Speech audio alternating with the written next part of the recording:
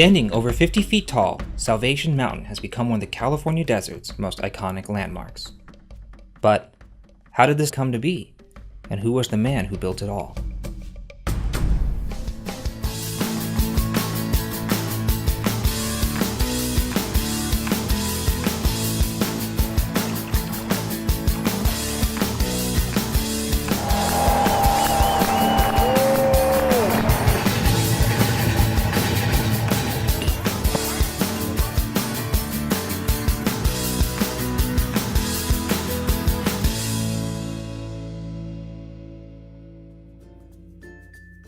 Located in Central California, a few miles east of the Salton Sea, Salvation Mountain adds a bit of color to the harsh, arid landscape of the California desert.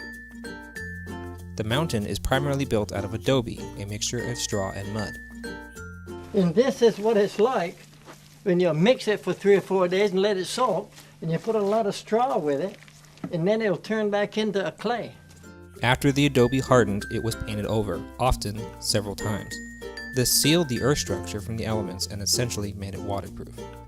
Construction of the mountain took over 20 years and was the work of one man, Leonard Knight. He was drafted into the U.S. Army to help fight in the Korean War. He was trained as a tank mechanic at Fort Knott, Kentucky. After his training, he was sent to Korea. However, the war ended a mere 10 days after his arrival. He was later promoted to motor pool sergeant and then received his honorable discharge.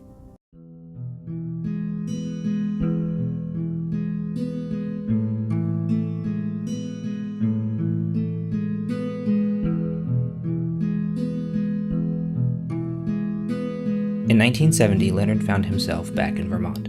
While contemplating how to deliver his message of spirituality, he saw a hot air balloon and was amazed by the spectacle.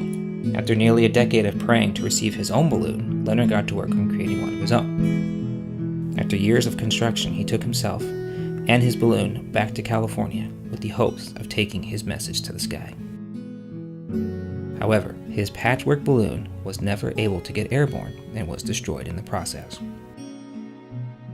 Undeterred, Leonard got to work building the mountain on the very spot of his crashed balloon.